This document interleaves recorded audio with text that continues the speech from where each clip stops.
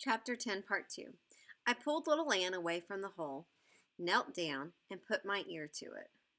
I could hear something and feel the vibration in the ground.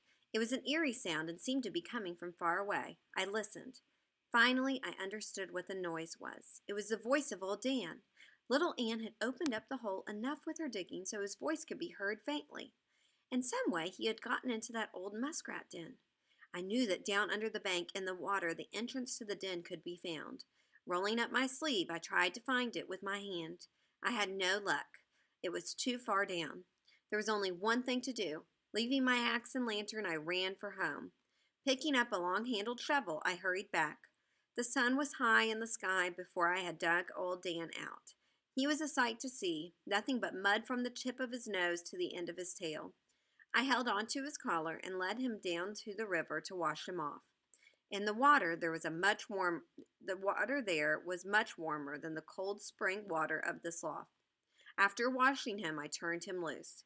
Right back to the hole he ran. Little Ann was already digging. I knew the coon was still there. Working together, we dug him out.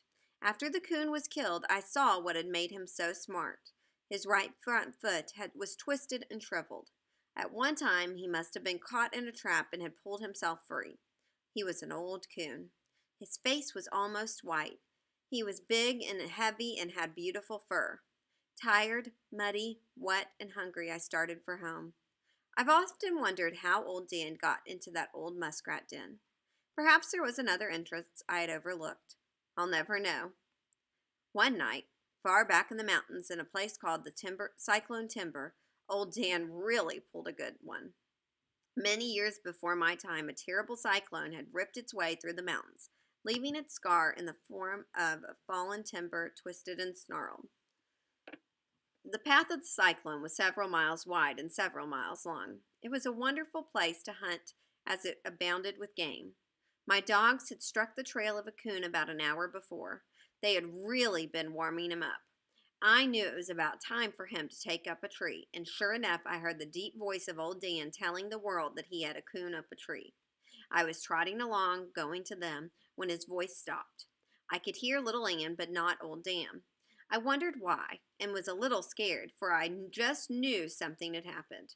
Then I heard his voice. It seemed louder than it had been before. I felt much better. When I came up to the tree, I thought little Ann had treed old Dan. She was sitting on her haunches, staring up at and balling the tree bark. There, a good 15 feet from the ground, with his hind legs planted firmly in the center of a big limb and his front feet against the trunk of the tree, stood old Dan, bawling for all he was worth. Above him, some 8 or 9 feet, was a baby coon. I was glad it was a young one, for had it been an old one, he would have jumped out. Old Dan would have followed, and he surely would have broken all of his legs. From where I was standing, I could see it was impossible for old Dan to have climbed the tree. It was dead and more of the old snag than a tree, with limbs that were crooked and twisted. The bark had rotted away and fallen off, leaving the trunk bare and slick as glass. It was good 10 feet up to the first limb. I couldn't figure out how old Dan had climbed that tree. There had been a solution somewhere. Walking around to the other side, I saw how he had accomplished his feat. There in the bottom was a large hole. The old tree was hollow. Stepping back, I looked up and could see another hole which had been hidden from me because of old Dan's body. He had simply crawled into the hole at the bottom, climbed up the hollow of the tree, and worked his way out on the limb. In some way he had turned around and reared up, placing his front feet against the trunk. There he was. I didn't know what to do. I couldn't cut the tree down, and I was afraid to climb it for fear I would scare the coon into jumping out. If he did, old Dan would jump too and break his legs. I ran plan after plan around in my mind. None would work. I finally came to the conclusion that I had to climb the tree and get a hold of that crazy dog. I blew out my lantern, pulled off my shoes and socks, and started shimmying up the tree. I prayed that the coon wouldn't jump out. Inching along and being as quiet as I could, I made it up to old Dan and grabbed his collar. I sat down on the limb and held him tight. He would bawl now and then and all but burst my eardrums. I couldn't drop him to the ground, and I couldn't climb down with him.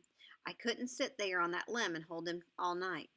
I would be no better off when daylight came. Glancing at the hole by my side gave me the solution to my problem. I thought, if he came out of this hole, he can go back in it. That was the way I got my dog down from the tree. This had its problems too. In the first place, old Dan didn't want to be put in the hole head first. By scolding, pushing, shoving, and squeezing, I finally got him started on his way.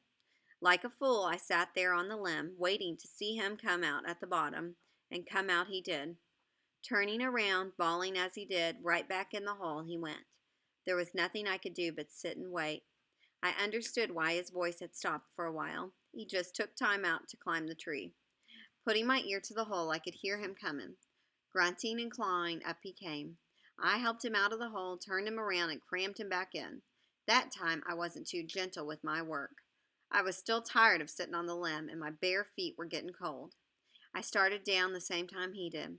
He beat me down. Looking over my shoulder, I saw him turn around and head back for the hole. I wasn't far from the ground, so I let go. The flint rocks didn't feel too good to my feet when I landed. I jumped to the hole just in time to see the tip end of his long tail disappearing. I grabbed it. Holding on with one hand, I worked his legs down with my other and pulled him out. I stopped his tree climbing by cramming rocks and chunks into the hole. How the coon stayed in the tree, I'll never know, but stay he did. With a well-aimed rock, I scared him out. Old Dan satisfied his lust to kill. I started for home. I had all the hunting I had wanted for that night.